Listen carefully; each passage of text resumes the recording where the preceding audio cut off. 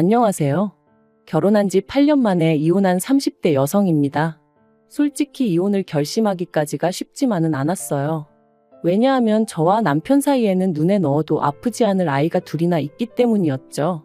그래서 몇 번이나 아이들을 생각해서 어떻게든 참고 살아볼까 했는데 제가 하나를 양보하면 상대도 하나를 양보해주는 게 이치 아닌가요? 하지만 남편도 그렇고 시댁도 그렇고 사람들이 어쩜 그렇게 탐욕스러운지 이런 사람들인지 모르고 애시당초 가족의 연을 맺었던 제 자신을 탓하는 게 맞을지도요.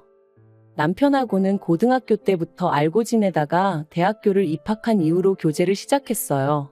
사실 고등학교 다닐 때도 남편은 몇 번이나 저를 좋아한다고 마음을 표현해 왔는데 당시엔 제 마음은 온통 수능에만 가 있었거든요. 그러니 남편의 고백이 귀에 들어올 리 없었고 한편으론 좀 한심하게 느껴졌던 것도 사실이에요. 그런데 대학에 입학하고 나서도 한결같이 저를 좋아한다고 하니까 저도 결국엔 조금씩 마음의 문을 열게 되었고 그렇게 연애를 시작했습니다. 저희가 사귄다고 했을 때 주변의 반응은 젊은 애들이니까 한참 타오를 때니까라며 몇 년이나 가겠나 이런 분위기였던 것 같아요. 실제로 남편은 군대에 가야 했고 전 유학을 계획 중이었으니 저 스스로도 길어야 3, 4년이나 사귀게 되지 않을까 생각했던 게 사실이고요. 하지만 예상과 달리 저희의 사이는 시간이 갈수록 더더욱 견고해져 갔고 그렇게 자그만치 10년을 만나게 되었습니다. 오래 사귄 커플들을 보면 헤어졌다 만났다 하는 일도 많던데 저희는 그런 것도 없었어요. 그래서 언젠가부턴 주변 사람들도 저희 둘이 결혼하는 건 너무나 당연한 일이라고 생각하는 눈치였고 저 또한 결혼을 하게 된다면 남편과 하는 게 맞다고 생각하게 되었죠. 그런데 그 무렵 일이 터졌습니다. 사실 남편은 대학을 졸업한 이후로 줄곧 아버님과 같이 사업을 하고 있었어요. 아니 정확히 말하자면 아버님이 운영하시는 사업을 나중에 남편이 물려받는 조건으로 아버님 밑에서 일을 배우고 있었죠. 남편은 그냥 다른 사람들처럼 회사에 들어가 직장 생활을 하고 싶다 했었지만 아버님이 남주기 너무 아까운 사업이라 그렇다며 하루는 남편을 어르고 달래기도 하셨다가 또 다른 하루는 윽박 지르기도 하셨다가 한마디로 싫다는 남편을 어거지로 끌고 가셨던 거나 다름이 없었어요. 그런데 그렇게 아버님 사업에 남편이 같이 하기 시작하고 얼마 되지 않아서부터 일이 잘 안 풀린다 어쩐다 하는 소리가 들려오더니 급기야 저희가 본격적으로 양쪽 집안에 인사드리고 결혼 허락을 받기 시작한 무렵에는 폐업 이야기가 오갈 만큼 상황이 악화되어 있더라고요. 상황이 이렇다 보니 저는 남편에게 아버님 회사에서 나와 지금이라도 다른 회사를 알아보라고 조언했습니다. 하지만 남편은 자기까지 포기해버리면 아버님이 쓰러지실지도 모른다며 쉽게 결정을 내리지 못하더군요. 그리고 이런 모습을 저와 함께 옆에서 지켜보시던 친정부모님은 우유부단한 남편이 마음에 들지 않는다며 저에게 이 결혼을 꼭 해야 하겠냐 하셨습니다. 헤어지란 소리는 아니지만 그래도 일단은 상황을 지켜보자면서 말이죠. 제가 참으로 어리석었던 게 친정부모님은 사실 저를 생각해서 하신 말씀이셨고 이 세상에 저희 친정부모님보다 저를 더 생각해 줄 사람이 누가 있겠어요. 그런데 그때는 그런 건 생각도 못하고 그저 제가 남편과 얼마나 오랜 세월을 함께 했는지 뻔히 아시는 분들이 그렇게 말씀하신다는 그 사실 하나만 서운하게 느껴져서는 어찌나 친정부모님이 매정하고 독하게만 보이던지요. 뿐만 아니라 목이라도 났던 건지 이런 시기일수록 제가 남편 곁에서 힘이 돼줘야겠다 싶대요. 그래서 제가 남편과의 결혼을 허락해달라고 단식투쟁까지 시작했답니다. 돌이켜 생각해보면 정말 한심하기 짝이 없었어요. 그래서 결국 친정에서 1억 8천 주고 아파트 한 채를 해주셨습니다. 혼수는 전부 제가 모아뒀던 돈으로 해결했고요. 그나마 이것도 받았다고 표현해야 하나 싶은데 결혼식은 양쪽 집안에서 반반씩 부담해 주셨으니 시댁에서 아예 아무것도 안 해주신 건 아니네요. 다만 친정부모님은 축의금은 저희 살림살이 사는데 보태라고 주셨고 시댁에선 남편 앞으로 들어온 축의금까지 싹 다 가져가셨어요. 그래도 이마저도 상황이 상황인 만큼 이해하려고 했습니다. 민망해하는 남편에게 별말하지 않았고 결혼 생활 내내 시부모님 앞에서 그때 그러셨잖아요. 하고 말 한마디 해본 적 없어요. 이제 와서 말이지만 저는 저 나름대로 100점짜리 며느리는 아니어도 어머님 아버님이 며느리 잘못 들였다고 타박하실 정도로 못난 며느리는 아니었다고 생각해요. 그런데 사람 마음이라는 게 다 저와 같을 순 없다더니 그래서 그런 건지 시작은 제가 첫째를 낳으면서였어요. 저는 임신 사실을 확인했을 때부터 아들이니 딸이니 그런 건 신경 쓰지 않았습니다. 그저 말 그대로 건강한 아이만 나와줬으면 했죠. 하지만 6개월이 넘어가면서 제가 묻지도 않았는데 의사 선생님께서 분홍색 옷을 준비하시면 되겠네요 라고 아이 성별에 대해 언지를 해주셨고 저는 이 소식을 친정과 시댁 양가 모두에 알렸습니다.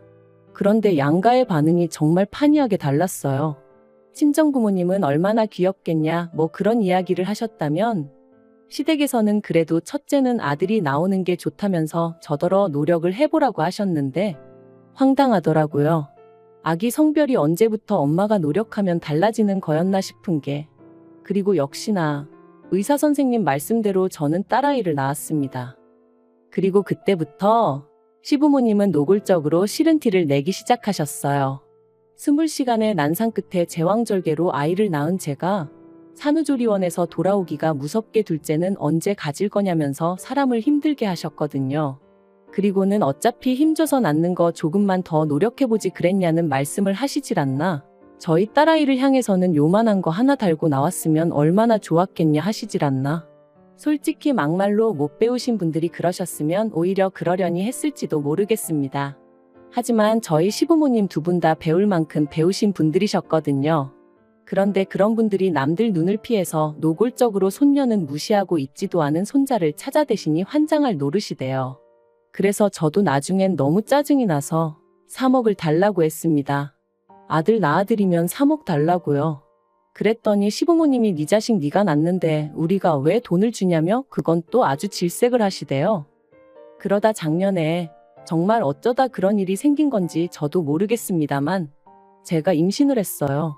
사실 저나 남편이 더는 아이 계획이 없다 생각하고 수술을 받고 그런 것은 아니었지만 그래도 둘째가 생길 거라곤 상상도 못했는데 서로가 너무 안일했던 탓이었겠죠. 아무튼 그래서 얼결에 둘째를 가졌습니다. 그리고 비록 계획한 임신은 아니었지만 그렇다고 지운다던가 그런 생각은 아예 해본 적이 없어요.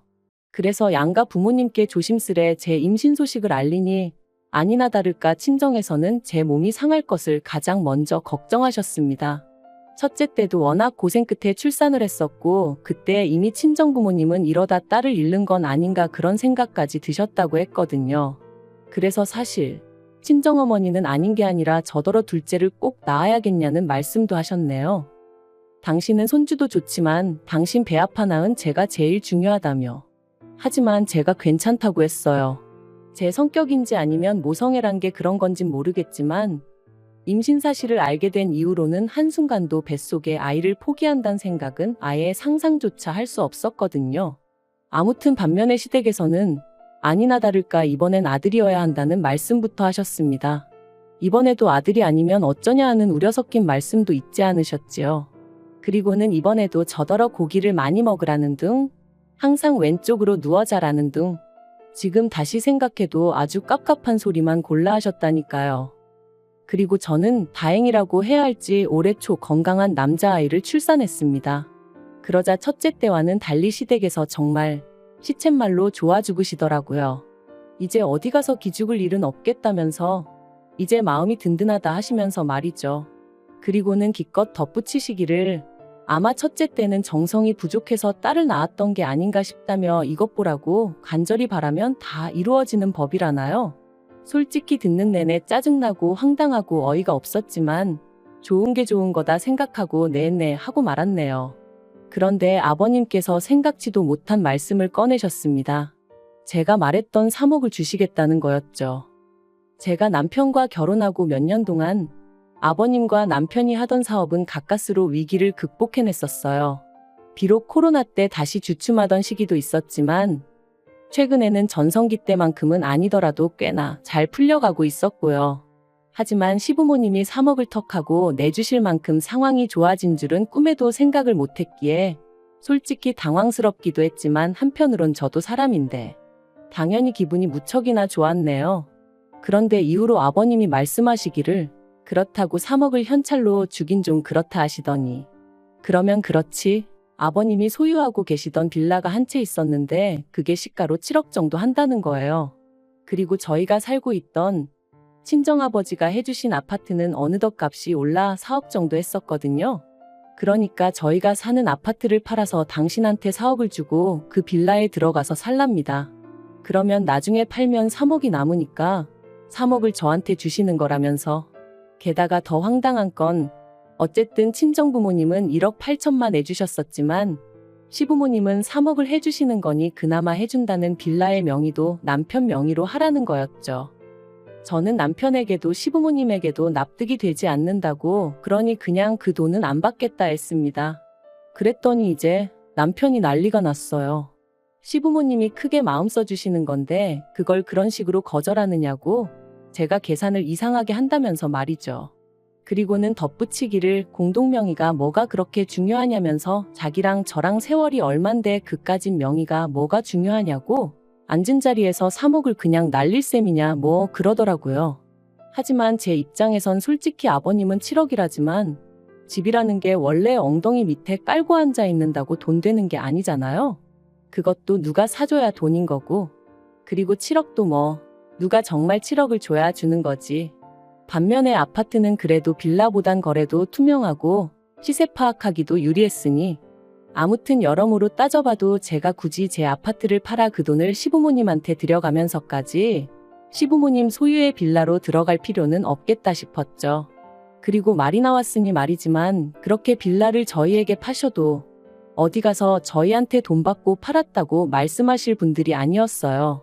아마 어디 가서든 말 나오면 7억짜리 집을 저희에게 줬다 그렇게만 말씀하셨을 거예요. 안 봐도 뻔한 이야기였죠. 그래서 그냥 더는 설명할 이유도 없다 싶어 안 받을 거라고 했던 거고요. 그런데 남편은 그 돈이라고 해야 하나 집이라고 해야 하나 아무튼 도무지 포기할 수가 없는 모양이었습니다. 저를 어르고 달래도 보고 저한테 속상하다며 짜증도 내고 사실 사업이 안 될 때는 아버님이 남편 월급을 몇 번이나 나중에 주겠다며 미루신 적도 있었고 그래서 몇 달 동안 남편이 가져다주는 생활비는 구경도 못한 채 오로지 제가 번 돈으로 살아야 하는 순간도 있었지만 그래도 어찌저찌 잘 견뎌냈습니다. 저희 살림살이에 사사건건 간섭하려 드시는 것도 또 언제 손자를 안겨줄 거냐는 구박 섞인 불평도 가까스로 잘 참아냈고요. 그런데 이제 와서 3억을 빌미라고 해야 하나. 아무튼 3억을 가지고 사람 기분을 있는 대로 잡쳐놓으니 더는 참을 수가 없었습니다. 그래서 한 번은 제발 좀 그만하라고 소리를 질렀더니 남편이 기껏 한다는 소리가 제가 다른 여자들에 비해 얼마나 대단한 일을 한 것도 아니고 남들 다 낳는 아들 한 번 실패하고 두 번째 겨우 낳은 거 아니냐며. 그런데도 어머님 아버님은 그걸로 저를 꾸짖기는커녕 오히려 돈을 주겠다 하시는데 저더러 그 와중에도 욕심을 내냐면서 그렇게 욕심이 사나우면 애들이 뭘 보고 크겠냐대요. 그리고 저는 그런 남편의 마지막 말에 완전히 이성을 놓칠 뻔했어요. 그간 내가 한 이불 덮고 잔 남자가 이딴 사고방식이었다는 것도 소름 끼치고 첫째를 실패작처럼 표현하는 게 혐오스럽기까지 했으니까요. 그래서 이때 처음 이런 남자를 내 아이들의 아버지로 두는 게 맞는 걸까? 차라리 이혼하고 혼자 키우는 게 애들한테도 더 도움이 되지 않을까 하는 생각이 다 들대요. 그렇게 하루가 멀다 하고 남편과 혹은 시부모님과 저는 말 그대로 싸움을 이어가야만 했습니다. 남들이 보기엔 어이가 없었을 테죠. 시부모님은 돈 준다 하고 며느리는 싫다고 하니 오죽하면 제가 자꾸 아버님 빌라가 7억이라고 하시는데 그럼 차라리 그걸 팔아서 3억을 저를 주시면 깔끔하지 않냐 소리도 했었거든요. 그랬더니 그 빌라는 기다리면 뭐 재개발이 될 수도 있고 호재가 많다면서 그렇게는 안 된다던데 정말이지 제가 여기다 다 적을 수가 없어서 그렇지 말도 안 되는 말씀을 얼마나 많이 하셨는지 몰라요. 그리고 그런 와중에 남편은 계속해서 시부모님 편을 드느라 정신이 없었고요. 마치 애를 둘씩이나 낳은 제가 정말 자기랑 이혼을 하겠냐고 생각이라도 했던 건지. 하지만 결론부터 말하자면 네, 이혼했습니다. 막상 이혼을 마음먹으니 참으로 사람 사는 게 이렇게 허무했나 싶을 만큼 모든 일이 일사천리로 진행되대요. 재산이나 마나 제가 결혼할 때 친정아버지가 제 명의로 해주신 아파트라 그건 뭐 남편이랑 나눌 이유가 전혀 없었고요. 아이들의 양육권 또한 마찬가지였어요. 저한테 이혼의 이유가 있던 것도 아니고 경제적 능력이 없는 것도 아니었으니 아무리 남편 쪽에서 고집을 피운들 아이들 둘 다 제가 맡게 되었거든요. 그리고 그제서야 시부모님이 좀 뭐랄까 앞불싸 싶으셨던 모양인데 버스 떠난 뒤에 손은 든다고 문 열어주나요? 요새 그러면 벌금이에요. 이혼 후에도 제 생활은 크게 달라진 바가 없었습니다. 굳이 꼽자면 친정부모님이 전보다 자주 왕래를 하며 아이들을 챙겨주신다는 거 정도였달까요? 그리고 남편은 저와 이혼 후 시댁으로 아예 들어가 살기로 했다고 소식을 전해왔습니다. 아주 저 보란듯이 아버님 사업을 자기가 세계 1등으로 만들 거라며 후회하게 만들어주겠다길래 꼭 그렇게 해달라 했어요. 저한테는 좋을 게 없지만 그래도 애들 입장을 생각하면 아빠가 망하는 것보단 잘 되는 게 나은 거니까요. 주변에 보면 말도 안 되는 상황에서도 아빠 없이 애들을 자라게 하기 싫다며 바보같이 참고 사는 여자들이 있던데 절대로 그러지 말라는 말을 꼭 해주고 싶어요.